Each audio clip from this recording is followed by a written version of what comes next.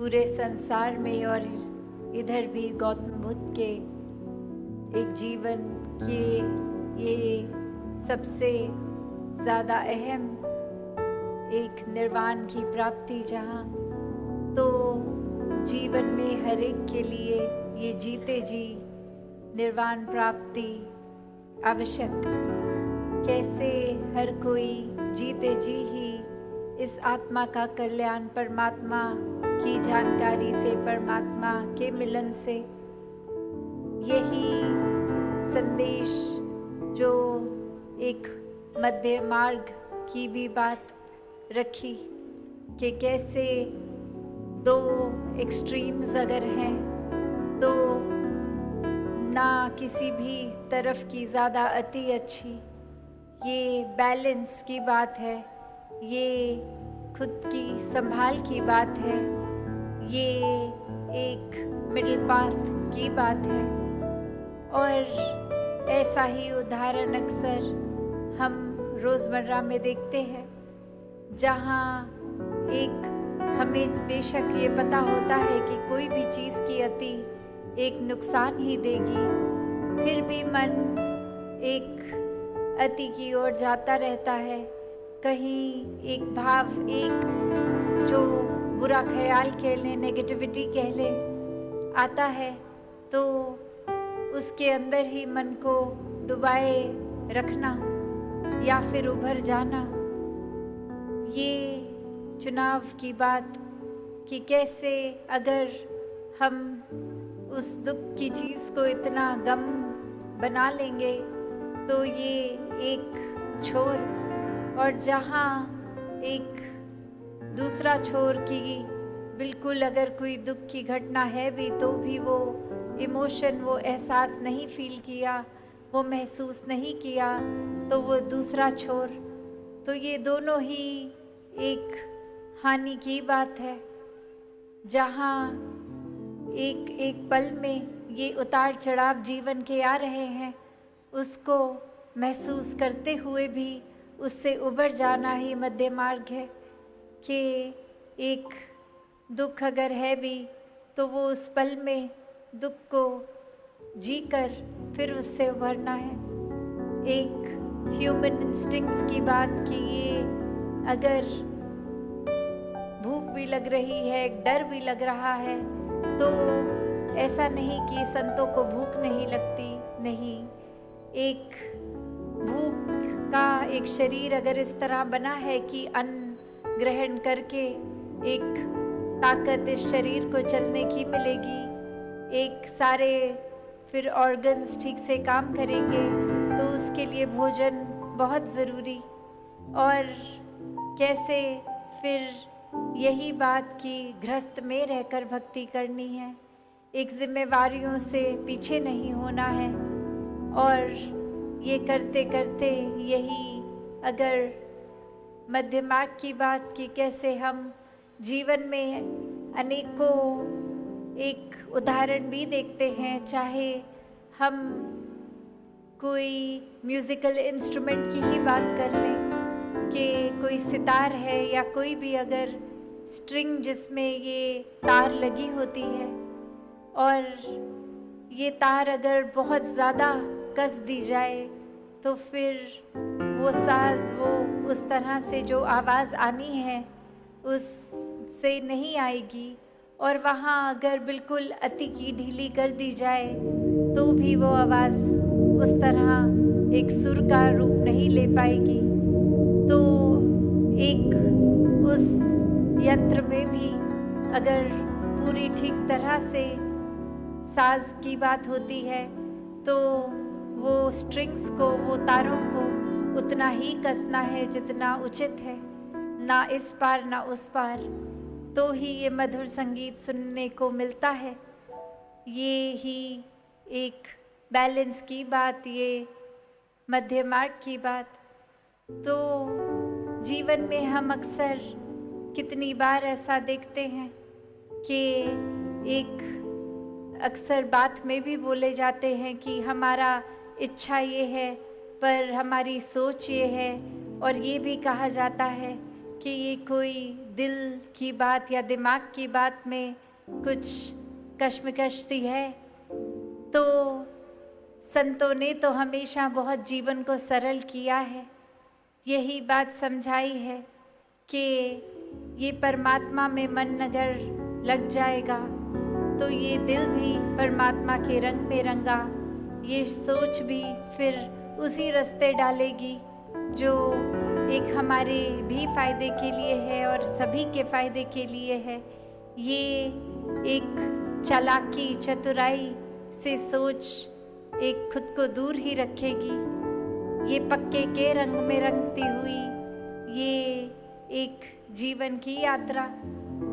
तो बात वही जो संत हमेशा से समझाते रहे, और आज भी ये बिहार और झारखंड के समागम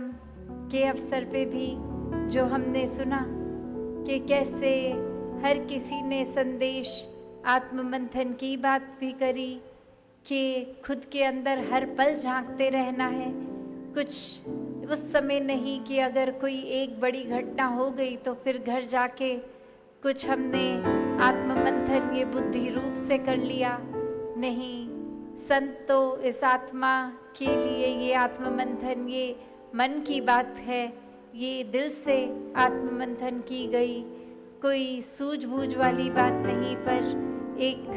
सही चीज़ को छांटने की बात, बुराई को छोड़ने की बात, एक खुद को किस तरह सही मार्ग पे डालना है उसकी बात। तो जहाँ ये ब्रह्म ज्ञान का भी जिक्र बार बार कि एक ही उद्देश्य मनुष्य जन्म का कि अपनी असली पहचान करनी है, और ये असली पहचान किसी राज्य जाति पाति रंग भाषा भोजन की तरीके रीति रिवाज में नहीं है। असली पहचान तो अपनी ये परमात्मा ही है जो जीते जी इस जीवन के हर पल में एक, जहाँ से दासी ने बात शुरू की कि ये निर्वाण प्राप्ति, ये मुक्ति, ये जीते जी ही प्राप्त करनी है, कि ये परमात्मा अगर झोली में है, हर समय एहसास में इसी के हैं, तो हर पल ये आत्मा भी, सोच भी, ख्याल भी मुक्त हैं। ये फिर एक हमेशा इस रूप में जो जिस तरह उदाहरण अक्सर दिया जाता है कि उभरने वाली और डूबने वाली अगर वस्तुएं हैं तो वो पानी उस तरह से है कि आप अगर पानी में लोहा डालेंगे तो उसका डूबना तो निश्चित है, और अगर हल्की सी लक्कड़ है तो वो उस पानी के ऊपर ऊपर तैरती है। तो एक बात और चीनी की अगर उदाहरण लें तो वो चीनी तो ना डूबेगी ना उभरेगी, वो तो घुल जाएगी उस पानी में। तो बात वही कि संतों ने जीवन इस तरह का बताया कि जब एकमिक हो गए इस परमात्मा में, वही निर्वाण प्राप्ति है। जिस तरह फिर उस चीनी का कोई अस्तित्व नहीं रहेगा, पर चाहे वो लक्कड़ हो चाहे वो लोहा हो, वो दो अलग छोर उस पानी के, पर एक चीनी का रूप जो घुल गया। तो फिर उसी तरह हर पल परमात्मा में रंगा हुआ मन भी एक कर्म कुछ भी कर रहे हों, पूरे दिन में जिम्मेवारियां कुछ भी निभा रहे हों, ये मन तो परमात्मा में है। भले हाथ कोई कार्य कर रहे हैं और फिर वो हाथ भी हमेशा भलाई का ही कार्य करते हैं, क्योंकि मन में परमात्मा का एहसास, तो ये सोच सही दिशा में ही रहती है। तो संतों ने हमेशा यही समझाया कि खुद को संवारा जाए। एक दूसरों पे टिप्पणी करने से पहले, ये आईने की भी बात आज हो रही थी कि एक संसारिक रूप में तो घरों में जो शीशा होता है उसमें हम अपना बाहर से तो शक्ल आकार देख लेते हैं, पर मन के अंदर का आईना ये आत्म मंथन, इस तरह से हर पल में खुद को चेतन करना है। एक समय नहीं, हर समय ये निराकार को बसाकर ये एहसास खुद में रहे कि क्या वाकई ही सिर्फ मुंह से सुमिरन हो रहा है या सुमिरन के भाव भी एक अपने अंदर हैं। क्या हम वाकई ही हर किसी में परमात्मा का रूप देख रहे हैं, या आज भी हमारी सोच किसी के आकार के ऊपर ही अटकी है कि ये इंसान मेरे जैसा नहीं है, इसका आकार तो ये श्रेष्ठ नहीं है, एक मेरे जैसी भाषा नहीं है बोलते तो श्रेष्ठ नहीं है, या कहीं और किसी भी तरह के पुरुष नारी इत्यादि कोई भी हमने भेदभाव के कारण बना लिए हैं। तो जिन्होंने वाकई ही परमात्मा से प्रेम किया, उन्होंने ही परमात्मा की पूरी रचना से प्रेम किया। फिर ये भाव कि कैसे कोई ऊंचा नीचा नहीं, किसी की भी बात को एक उस तरह से ही लिया जा रहा है कि किसी ने कुछ कहा है तो जो उसमें से अच्छा है उसको छांट के जीवन में लागू कर लिया जाए, और जो लग रहा है कि एक हमारे हित के लिए नहीं है वो उनकी बातों को छोड़ दिया जाए। उनसे फिर वो एक मन के भाव भी एक खराब नहीं किए जाते, बस अरदास रूप ये निकलती है परमात्मा से कि उनके मन में जो एक भाव अच्छे नहीं वो भी किसी तरह संतमति को अपना लें और भाव उनके भी अच्छे हो जाएं। संत कभी भी किसी के लिए कोई एक मन से बुरी कामना नहीं करता, एक हरेक की भलाई में ही एक संतुष्टि, एक खुशी, एक आनंद कि अगर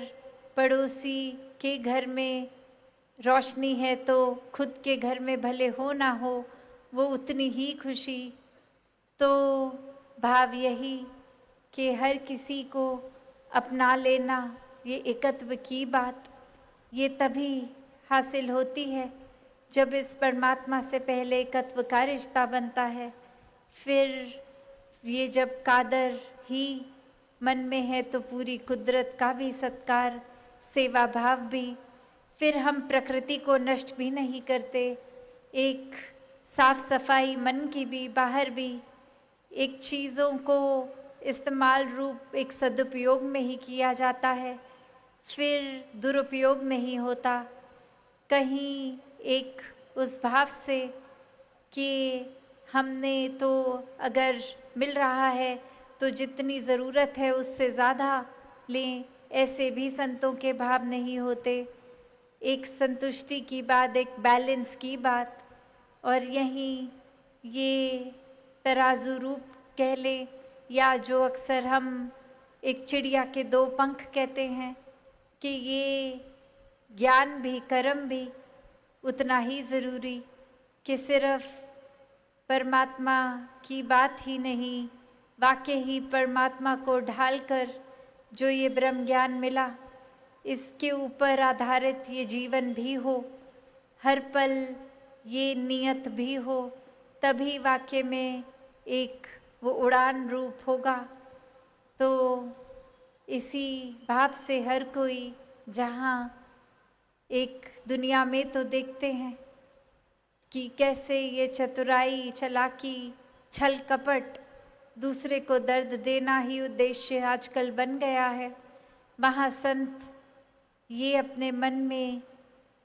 दर्द रखते हैं हर किसी के लिए कि एक आत्मा जहाँ पीड़ित युगों से शरीर बदल बदल के एक अस्तित्व अपना खोती गई, वहीं संत परमात्मा के साथ जीते जी ये आत्मा का मिलन कराना, ये एक आत्मा की पीड़ा तो दूर करते ही हैं, वहाँ एक संसारिक रूप में भी संत हमेशा वरदान ही बने हैं,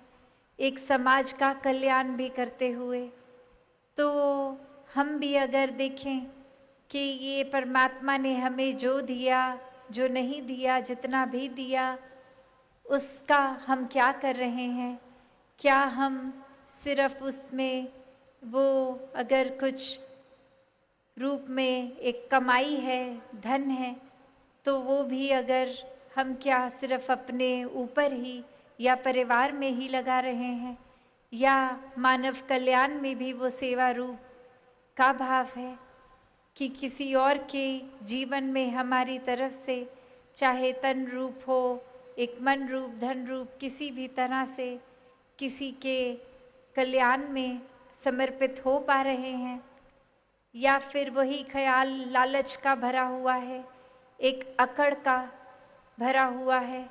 एक अहम का, अहंकार का भरा हुआ है, एक अपने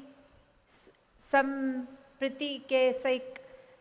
जुड़ाव इतना कि ये साम्राज्य ही बन गया है, एक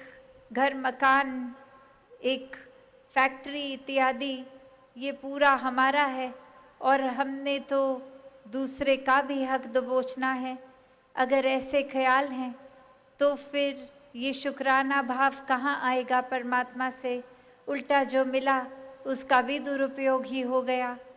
क्योंकि एक दूसरे के ये सहायता रूप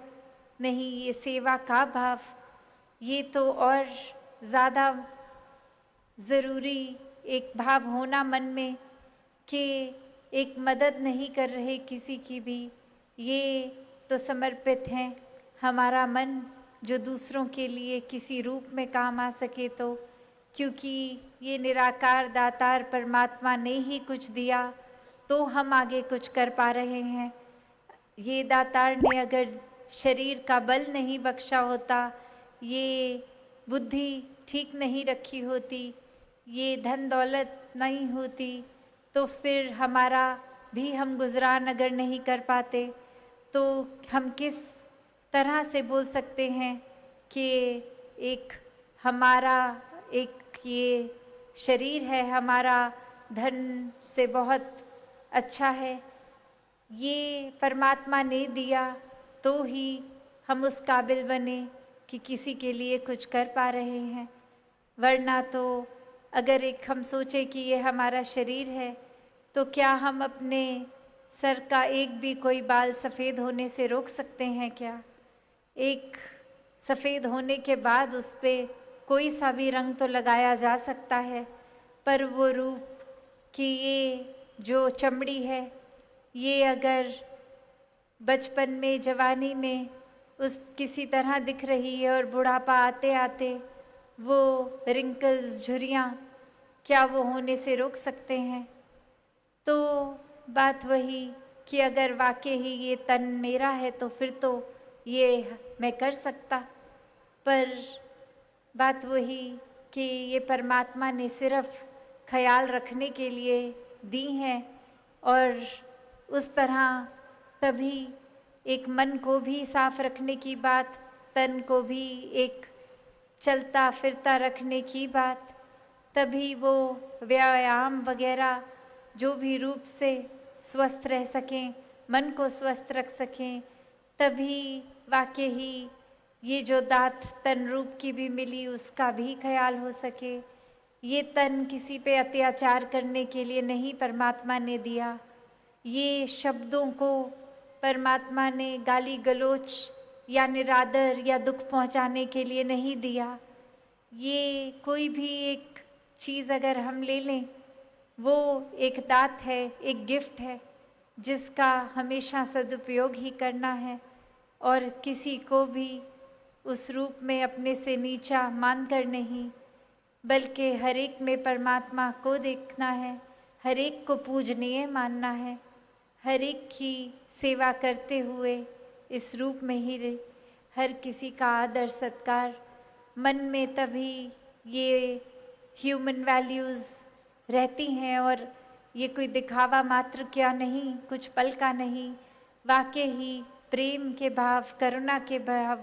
दया के भाव, एक समदृष्टि वाली नज़र बिना भेदभाव के जो देखे हर एक को, एक भाव कि ये संसार में अमन फैलाना है, एक खुद में फिर वो एकत्व परमात्मा से पहले रखना है, ये शुरुआत खुद से आत्ममंथन का ये जो जर्नी विदिन है, अंदर की ओर जाते हुए खुद को संवारना है। तो जिस तरह से ये जगह का भी नाम गया है, तो हमने अपने मन के अंदर देखना है कि हमारे अंदर क्या अहंकार है या गया है। तो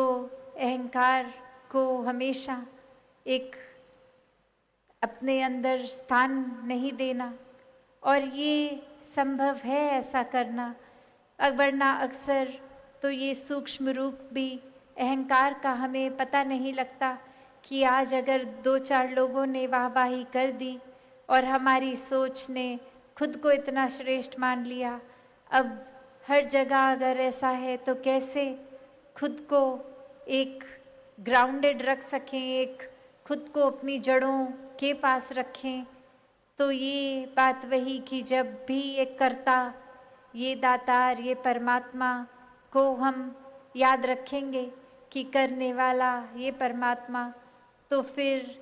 कोई अगर तारीफ कर भी रहा है तो ये परमात्मा का ही इस पे क्रेडिट, ये श्रेय जाता है। तो फिर हर चीज़ से हम अहंकार रहित भी हो सकते हैं। तो भाव यही कि हर कोई जहाँ मानवीय गुणों से युक्त होकर जीवन जी सकता है, एक जीते जी मुक्ति प्राप्त कर सकता है, ऐसा जीवन जो वाकई ही वरदान रूप का जीवन है, भक्ति में हर पल है, ऐसा जीवन हर किसी के हिस्से आ सकता है। तो हर कोई जहाँ जीते जी इस ब्रह्म ज्ञान को प्राप्त करके जीवन को जीने का एक पूर्णता से ये सलीका ले ले, वहीं हर पल ब्रह्म ज्ञान से परमात्मा को याद रखते हुए हर पल में आनंद, कण कण से कुछ न कुछ सीखने की ये जिज्ञासा रूप और एक शिक्षाएं चहुँ ओर, ये सत्संग की महत्वता कि संतों ने तो सिखाना ही अच्छा है, वो सीखते हुए जीवन को आगे बढ़ाएं। सेवा रूप समर्पित होकर, सुमिरन रूप सिर्फ बोली से नहीं, भाव से ये परमात्मा से अपनी लिव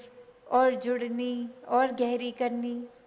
तो ऐसा जीवन हर किसी के हिस्से आए। साथ संगत जी, प्यार से कहना धन्यवाद जी।